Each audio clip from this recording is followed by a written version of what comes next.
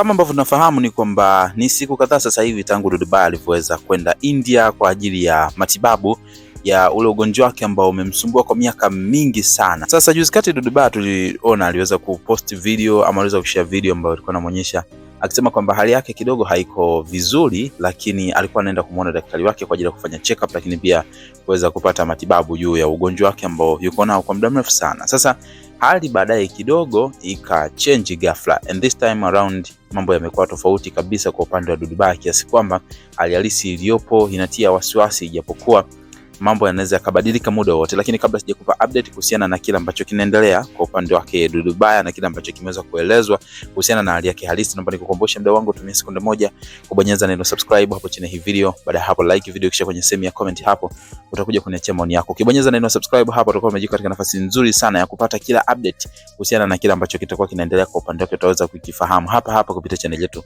ya Bongo Vibe. Sasa kama kawaida tunafahamu yuko India kule kwa ajili ya matibabu ya ugonjwa wake. Najua wengi wanafahamu kwa sababu ni muda mrefu sana tangu Dudu Baya ameweza kuumwa huu ugonjwa. Miaka hiyo 2020, hata before hapo alikuwa anaumwa, lakini hapa juzi kati alikuwa amepata nafuu kwa miaka hivi karibuni. Sasa this time kule India imesemekana kwamba ilibidi awekewe pia drip kadhaa za dawa ili mwisho wa siku hali yake iweze kulikava, kwa sababu alikuwa anaonekana hayuko poa, lakini pia ilikuwa inapelekea mwili kukosa nguvu kabisa.